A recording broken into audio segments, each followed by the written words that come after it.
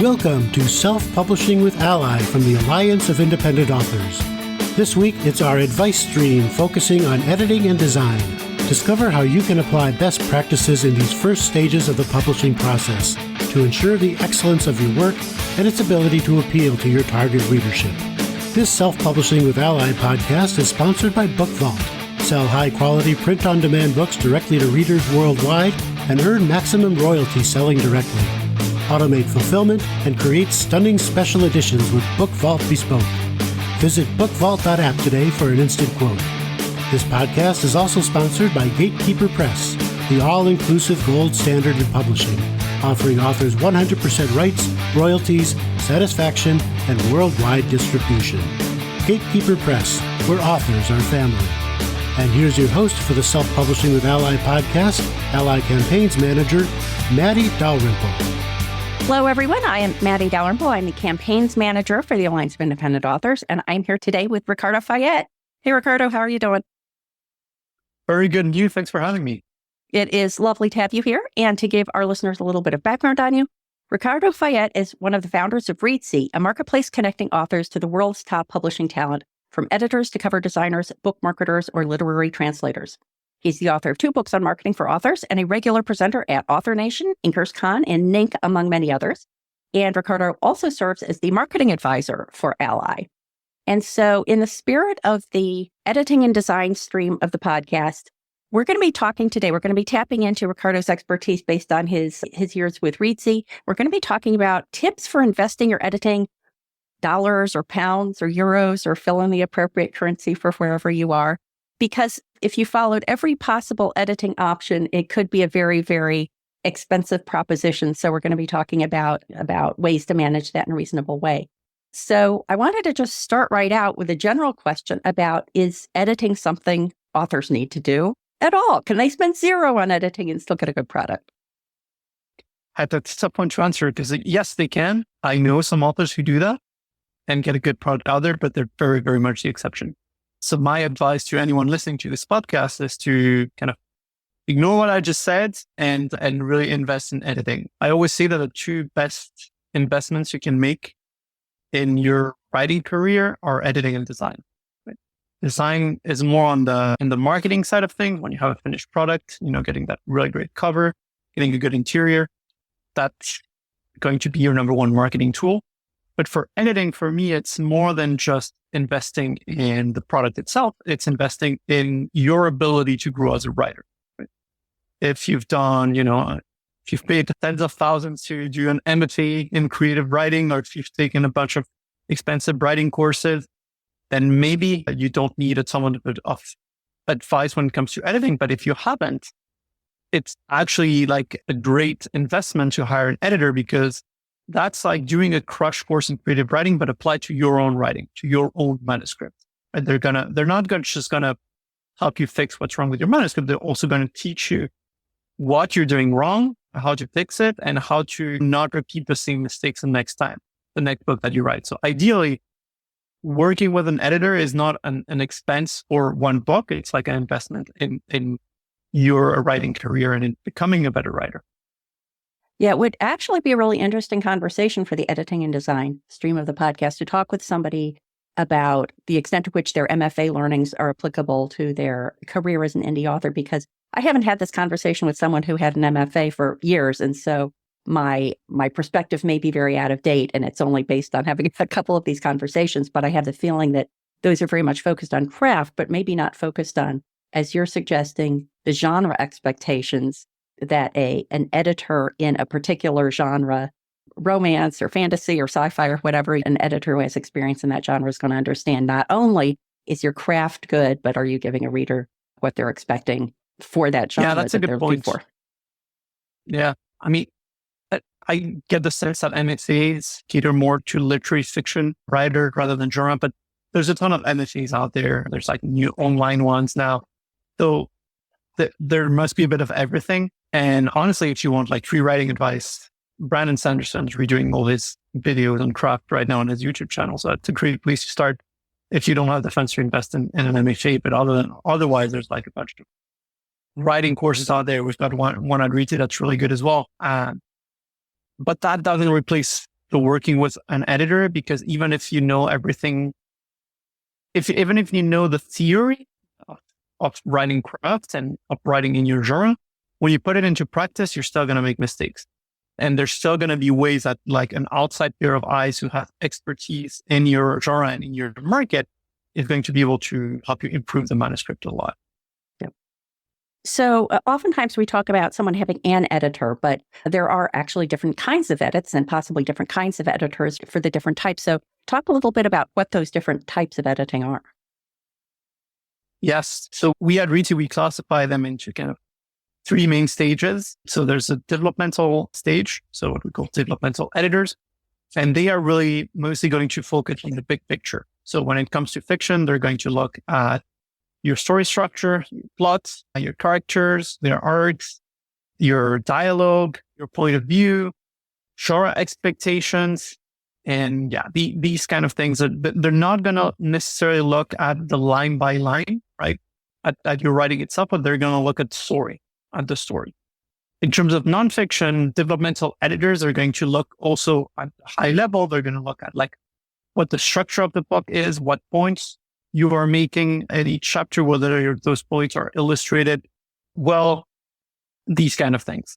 Then we move down to a line by line stage, what we call copy editing, right? So copy editing is going to look at the grammar, at the style, punctuation, all these kind of things, right? At the copy itself. And finally, the last stage for us is proofreading. And proofreading is a little bit similar to copy editing, but it's basically a last pass on your manuscript by a new set of eyes trained on catching small typos and small errors that other editors have missed or that have been introduced in the prior stages of editing, right? If you receive a very, very heavy copy edit with a lot of changes, it's very likely that in accepting those changes, you're going to introduce a few new errors. And that's what the proofreading stage is there for. Now, this is how we've kind of segmented the editorial process on Reedsy. You're going to get editors out there who do things a little bit differently. You might get editors who, for example, quote you for line editing. So line editing, depending on when you are, in most cases, it's in between what we would call developmental editing and copy editing. It's like editors who are going to focus on the story, but they're also going to make a lot of line by line. And a lot of times you're going to get editors who are also going to be able to do several passes and quote you for that, right? So developmental and line editing, or developmental and copy editing, or copy editing and proofreading in several stages. Hiring the same editor to do several stages of the editorial process is usually going to cut down on costs by a lot, because obviously a big part of their fee goes to reading your manuscript for the first time and like familiarizing themselves with that. So if they've already done that once, then the next pass that they're going to do on the manuscript is going to take them a lot less time. So it's going to be cheaper. The caveat to that is that you're only getting the same pair of eyes on the manuscript. And obviously a different developmental editor is going to catch different things story-wise, and a different proofreader might catch different things in terms of typos as well, right? I know traditional publishing houses, or even like very high selling indie authors, some of them, they use 5 different proofreaders, or they use a mix of like alpha, beta readers, paid proofreaders to get as many passes as possible, because even the best proofreader, they're still going to miss like 2-3 typos in your manuscript. That's for sure. That's a guarantee. And even if you hire 5, sometimes you're still going to have 1 typo that's going to stay there. But that's not a big deal. If 5 proofreaders can catch it, then few readers will catch it anyway. Yeah. Do you think that a pool of engaged beta readers, for example, can take the place of a proofreader or take the place of any of those other types of edits that you described? Yes and no. They can do some of it. It's just going to be the difference between an amateur and a professional, basically. So if you get 5 amateurs to do a job repeatedly, it really gets to the same quality as if you just hired 1 professional in the first place. So it's still going to be better than if you didn't do anything, right? So if you had 0 budget for editing, for example, which would mean you have 0 budget for editing, right? Because if you have any budget, I would put it towards editing. So considering you have 0 budget at all, I would definitely work with beta readers. I would work with alpha and beta and gamma readers for as much as possible, and try to replicate those stages. So once you have your first draft, revise it as much as possible on your own, and then send it to beta readers and ask them specifically for the kind of feedback you're looking for, right? The hard thing with beta readers is that they're not paid. They're doing this for free, but they're not trained either. So you're going to get very different levels of feedback. So you need to try to be as clear as possible when you're working with them as to what you're looking for. If you've already had like a good developmental edit done in the book, if you think, okay, the story is fine, I don't want to change, I just want beta readers to focus on like grammar and typos and things like that, tell that to them, right? You're still going to get a bunch of them saying, this scene didn't work for me. I think you should get rid of that character, etc. That's fine. But the less of that you get, if that's not what you want, the better. So it's best to communicate to them exactly what you're looking for. And then don't trust everything that they say 100%. Obviously, if you get one beta reader who says like, you should get rid of this character, don't get rid of the character just because they said that, right? Try to see if there's other beta readers seeing the same thing. And yeah, if you get a lot of feedback along the same lines, then yeah, you can consider making changes to the manuscript. What I will say, one of the biggest differences between beta readers and professional editors is that beta readers, they might be able to spot if something is wrong, if something doesn't work for them, right? Like they might be able to say, it got really hard to read your book around the middle, right? The pacing was slow, or I really struggled to like this character, or I felt the dialogue didn't work in this scene, or whatever. An editor will tell you why that is and how to fix it. So that's a big difference, right? It's very important to know where the problem lies in the first place. Then you can use other tools, maybe AI, etc., to try to brainstorm what is actually the root of the cause and how to fix it. But it obviously much better, and it saves you a lot of time and energy if they not only tell you where something's wrong, but what exactly is wrong, what the root cause is, and how to fix it. Yeah, I've had good luck for that edit where I had all the other levels of editing before proofreading, and I did have that concern that I might have introduced an error. An approach I used is to solicit people in a genre writers group that I belong to, so I knew that they were going to be familiar with the genre and enjoy it, and offer a typo bounty. So I said, I'll send you an advanced copy of my book, and for every typo you find, I'll give you $5 up to $50. And I just knew I was going to give them $50 to begin with, even if they didn't find the requisite number of typos. But that was a pretty, like, gamifying it that way, I think was economical for me, and it was also fun for the readers. But one thing that I think is confusing for a lot of authors is how do you use these kind of non-professional readers in conjunction with an editor? Like, if you're getting ready to send a book to your editor for the first time, are there third-party eyes you should have on it ahead of time to make that work as efficient as possible? Or does that kind of non-professional reader come further down the path?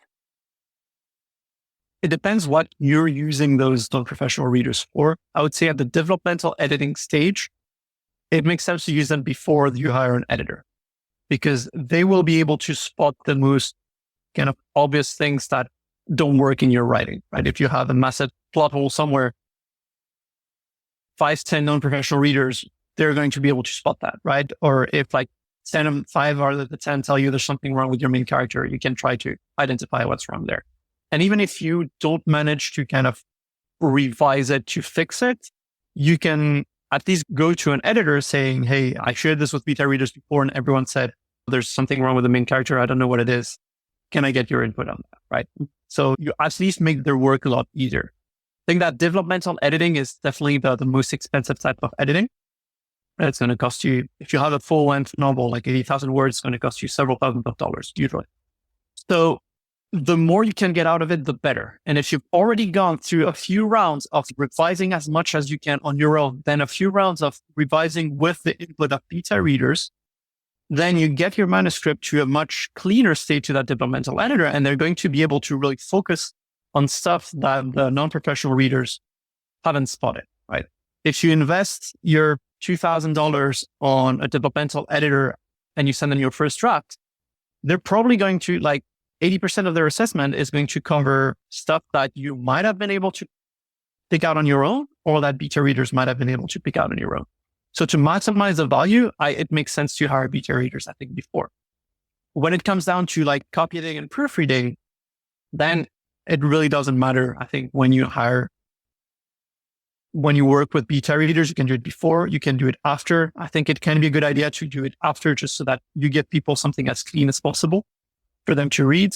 And yeah, the type of bounty idea is actually really cool. I love it. I'm going to reuse that. I think once you work with a proofreader, there's still going to be typos left. And so you can run a little typo bounty kind of thing to just get rid of whatever's missing. Yeah. And also enlist them. I think that when people have participated in that way, then they can become enthusiastic promoters of your book because they have that sense of ownership of it that they might not have had otherwise. One of the things that I think an experienced author has that's a benefit is if they are developing that pool of beta readers and they know that Jane is fantastic at finding the plot holes, but Fred is fantastic at finding the typos. You can kind of assign them that way. Like I never want to give a pre-publication reader my book to read more than once. And so I want to make sure that when I give it to them, I'm giving it to them at the point where the kind of input that they can provide is going to be most useful. I don't want to have Jane find a plot hole when I give it to her late in the process. And I don't want Fred finding typos early when I don't even know if a scene is going to survive the editing process. Yeah. So can you talk a little bit about perhaps in terms of how far an author is along in their career? They're either getting ready to publish their first book, or maybe they have several books, or maybe they have a whole suite of books. Can you talk a little bit about what types of edits they should be focusing on and perhaps ways that over time they can gain economies of scale by combining different types of edits? Yeah. So if you're starting out, I would definitely invest into developmental editing, right? So there's different services around that. The full developmental edit is if you have the budget for that. Otherwise, what we usually recommend is starting with what we call an editorial assessment.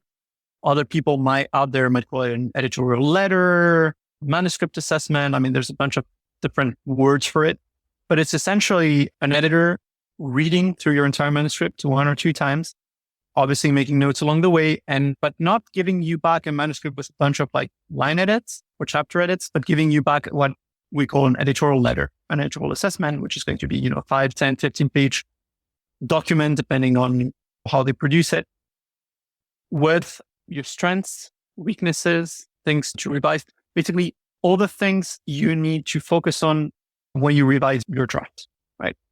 So they're going to go through everything I mentioned before: story structure, plot, character arcs, dialogue, point of view, voice, etc. And tell you what works and what doesn't. I think that's obviously cheaper than like a full-on developmental edit. A full-on developmental edit usually comes in the form of a letter plus chapter level edits and sometimes line edits as well. So obviously that's more expensive. If again, it's the first time you've written a book, right? It's your first book. First of all, revise it as much as you can on your own, and then try to get an editorial assessment, just because like hire an editor for a full-on developmental edit. You're going to get a lot of edits. They're going to spend a lot of time on that manuscript, right? And time is money. You're going to have to pay for that. So whereas if you get an editorial assessment, they're going to spend less time. And then you go back and you revise with kind of everything that they pointed out and their advice, and you get your manuscript in a much, much cleaner shape for a line level edit or even a copy edit directly. Ideally, I would share it back if it's your first time. I would share it back with a developmental editor who's done the editorial assessment and ask them to do kind of a light developmental edit on it. Since they're already familiar with the story, they've done an assessment, you have revised the whole story based on their assessment, that's going to be much cheaper. It's going to be a lot less work for them because they're familiar with the manuscript already and the changes you've made to it.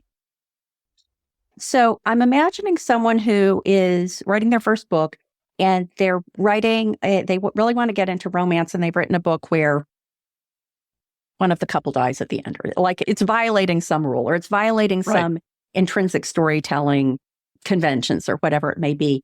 And so they're following the advice to make it as clean as possible before engaging an editor. Is that where an editorial assessment would come in? Is there a point where you can give an editor something fairly rough and just say, am I really going off the rails here anywhere? There is. And it's going to depend a lot on the editor you want to work with. We have editors on Reedsy who will not work on first drafts. So they will not work on anything that's unfinished or even on something that's a first draft, because they want something that's clean enough. Because remember that it's a question of like time for them as well, but also of enjoyment. Like the better the book, the more they're going to enjoy reading it and editing it. That's how it is. the rougher it is, the more it's going to be appealing for them, right? So some editors who are at a certain level there, if you send them your manuscript and it's a rough first draft, and you say, so like, I just want to know if I'm going in the right direction or not, they're just going to decline it, right? Because they're not interested in working on that. There are other types of editors out there who specialize more in like what we call book coaching, writing coaching. And they would be more inclined to work on that because what they're specialized in is like working with the author towards the completion of that first draft and towards the completion of something that's decent, right? So I would actually, like, if you have a doubt about your plot or the ending, or you just have a very rough first draft, but for the life of you, you don't want to look at it again without someone else doing that first, then I would suggest looking at a writing coach, or at least when you're putting feelers out for editors, mention that it's a rough first draft so that you get someone who's comfortable working on that. And again, it's going to be more expensive because it's going to take them more time. So some editors are fine doing that, but it doesn't mean that they're not going to charge you for it. Obviously, they're going to charge you and it's going to cost you more just because there's more work to be done. Yep. The other thing I wanted to ask is that we're kind of referring to how these edits are charged. And I believe I'm correct in saying that you should be able to come to an agreement with a potential editor about the type of edit you want. Make sure you're using the terms in the same way and let them know like the genre and basically the word count. And you could get a quote for that as opposed to like hourly. In my opinion, somebody who's an editor who's charging hourly, that would be a red flag. Do you concur with that? Yes, with a few caveats. So all editors are going to charge hourly at the end of the day. What they do is like they work out, this is 80,000 words. I've seen the sample. I know how clean or rough the manuscript is. So I budget this amount of hours, so I'm going to charge this, right? But yeah, you should definitely get a quote from the editor or the project, right? I would be wary of any quotes that are, my hourly rate is this, and I don't know how many hours it's going to take. Right? No, they should know. What they need to get in order to know that is they need to be able to see a sample of your writing. So whenever you request a quote from editors on Reedsy, you have to upload at least like 3,000 words of your manuscript, if not the full on manuscript. I recommend uploading the full manuscript just so that editors can read as much of it as they want, to see if they're interested in working on it. If you're uploading a sample, what I recommend is not uploading that first chapter, or at least not only that first chapter that you've revised and made as strong as possible, and there's no typos and it's all tight and it's great. Because if you do that, you give the impression that your manuscript is in the whole manuscript is in the same state as the first chapter. And that's rarely true. Right?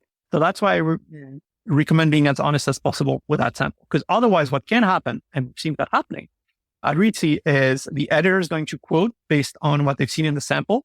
And then they go down the manuscript and they're like, wow, this needs a lot more work. Right? And then two things can happen. Either the editor is kind of experienced and is going to say, hold on, I need to be honest. This needs a lot more work. There's issues with this, and that. We can stop here. And, I keep the funds that pay for whatever I've done so far, and I give you my insights. Or if we keep going, we need to redefine the scope of this, right? For example, this is not ready for a copy yet. It actually needs a developmental edit, right? We see that happening. Or I quoted for a light developmental edit, but actually this needs a lot of work, restructuring, etc. So I need to redefine the scope and charge more. Or if they're not experienced enough to be able to do that, some of them might try to keep going on, but what's going to happen is going to delay other projects that they have. So it's going to put more pressure on them. They might burn out, or suddenly you end up with like very few comments in the following chapters just because they spent so much time in the first half of the manuscript that they don't have time for the second half. And obviously you're not going to be happy about that as an author. So try to be, give a sample that's as long as possible and that it's representative of the rest of the manuscript. And if you meet all these conditions, then you can trust the quote that they're going to give you for the project, right? Another important thing you mentioned is like using the same terms as they do. I don't recommend like agreeing on an editorial assessment, right? I don't want you to get a quote for an editorial assessment of your 80,000 word romance, no, right? Because you don't know what it is, right? You can refer to the Reedsy official description of what an editorial assessment is, but ideally what you want is the editor telling you what they're going to do, what they're going to write about an editorial assessment, right? What are they going to focus on? Plot, structure, characters, dialogue, etc. Some might look more at structure than others. For some people, like the voice or the style is part more of the copy editing or the line editing than the developmental editing. So you want them to kind of list what they're going to be looking at and what the deliverables are going to be. Is it going to be a 5-page letter, a 10-page letter, a letter plus chapter level edits, or a letter plus line level edits, right? So you want to have that very clear. First, exactly what they're going to do in terms of their service with details, with the timeline and the fee. And finally, the deliverables, what those deliverables are going to look like. And if you've got all that into place, then you're safe in the collaboration. Now that we have sort of a general sense of what all the different kinds of edits are, can you talk a little bit about what ranges are for each of them? Like, let's say somebody's going into this and they think, oh, I want to get each of these done individually. I want the developmental edit and the line edit and the proofreading and so on.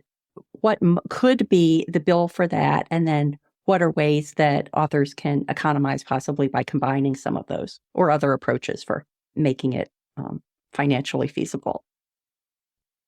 Yes, absolutely. So I can actually pull up our little calculator that we have on Reedsy. So if you search on Google for cost of self-publishing or how much does it cost to self-publish a book or how much does an editor cost, you should find our blog post and calculator there, where you can just plug in your genre, your word count, and see our averages on the marketplace. So remember that those are averages. That's what I always say. So an average means there's editors quoting less than that and editors quoting more than that. And usually there's editors in the marketplace charging 3 times that and other editors charging half. It depends on the location. It depends on a bunch of things, right? And it's also going to depend on, like, again, how clean your manuscript is. Not all developmental edits or copy edits are equal. But to give a sense again of those averages, if we take like a thriller book, an $80,000 thriller or crime or mystery book, the average we have for developmental editing is around $2,500. For an editorial assessment, it's going to be $1,600. For copy editing, it's $1,700, and for proofreading, it's $1,300. Right? So those are kind of, again, the averages we have on the marketplace. If you hire someone to do like copy editing plus proofreading, it's not going to be like $1,700 of copy editing plus $1,300 of proofreading. It's probably going to be more like $2,000 in total. So you can save a lot of money by hiring the same editor to do several passes on the manuscript. And again, that is not worth the same as having a separate pair of eyes, right? There's a reason you would pay more to an external person. But I find that's one of the good places, especially in genre fiction, where you can save money. I feel like maybe in literary fiction or in nonfiction, typos can deter readers a little bit more. In commercial genre fiction, you can get away with a few typos in the manuscript. So you can get away with bundling like copy editing and proofreading and having it done by the same editor. If you have the funds to hire a separate person to do the proofreading, by all means do it. But that's probably one of the places where I would save a little bit of money. It's on the bundling, copy editing, and proofreading. Another place is like by getting an editorial assessment first before getting a full developmental edit, because it's approximately like 2/3 of the cost or sometimes even half the cost.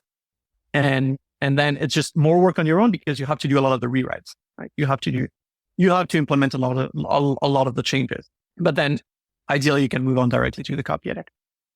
Yeah, one of the things I've done, and I don't know that I would recommend this unless someone has worked with an editor for a while, but I've had the same editor for a number of books. And after a while, I can tell what he's going to comment on. Like stylistically, what he dings me on is when I'm being like grammatically correct, but it's awkward, like making sure there's not a preposition at the end of the sentence. And he was like, this is genre fiction. Just put the preposition at the end of the sentence because it sounds goofy otherwise. And so once I got a sense that there was a theme here, like many of his comments were going to be like that, I said, okay, just highlight those, because if you just highlight them, I'm going to know what you mean and I can fix it myself. So don't bother fixing it for me. Just show me where I need to fix it. I can do that. And so if you've gotten into that kind of rhythm with an editor, then you can find opportunities there where you can say, just flag this and I'll take care of it. Absolutely. I mean, the more you work with an editor, usually the kind of the cheaper it's going to be, especially if you can give them several projects. Okay, you have written a series of 3 books, like can you edit all 3 of them? Ideally, you want to make sure it's an editor you trust already you worked with before you give them several works. But yeah, just because, as you mentioned, there's ways to save them time like that, and they're more familiar with your writing, so they'll know what you comment on, what you focus on, etc. One thing I'll say as well is you don't need to hire like a developmental editor and a copy editor and proofreader for every book you put out. If you're writing the the very first book in a new genre for you, then by all means, you should hire a developmental editor, right? That's like the best investment you can make into that book, that series, and even your career writing in that specific genre. But if you're writing the 8th book in a series in a specific genre, you probably don't need to hire a developmental editor for it, right? By the 8th book, you should have a pretty clear sense of like what the characters are going to do, what their arc is, what their personalities are, what the structure should be, what their genre expectations are, etc. If you will have a developmental editor that you really like working with and it's part of kind of your workflow, that you can hire them, but it's not a necessity, right? Developmental editors are a lot more of a necessity when you start as a writer or when you start in a new genre than by the 18th book you've published in that genre, because by then you should know the rules of craft and the genre expectation. I'm also thinking something might be, the same thing might be true if someone is writing using a very structured approach, like Save the Cat writes a novel or something like that. If they've adopted that and they understand the approach and they're following all the beats and all the things that involves, then some of the things that otherwise a developmental edit would pick out are probably less likely to happen because you're following a structure, and maybe then people can invest more in a copy edit because that wouldn't be covered by the structure that they're using. Yes, absolutely. I mean, that goes on to like all craft topics, right? The more you invest in learning about structure, about point of view, because like you can have a great structure and still be head hopping from one point of view to the other in the same scene, right? But the more you know about the basic rules or guidelines of craft, the less input you're going to need from a developmental editor. They're still going to catch stuff, right? The best authors out there, they still get developmental edits by their agents and then by the publisher. So even if you're like a master of craft, you're still going to benefit from a developmental edit, but obviously not as much as someone who has very little idea of craft and is just writing their first book without doing the whole research about these topics. Yep. And how far in advance should an author start looking for an editor? I would say 2 to 3 months at least.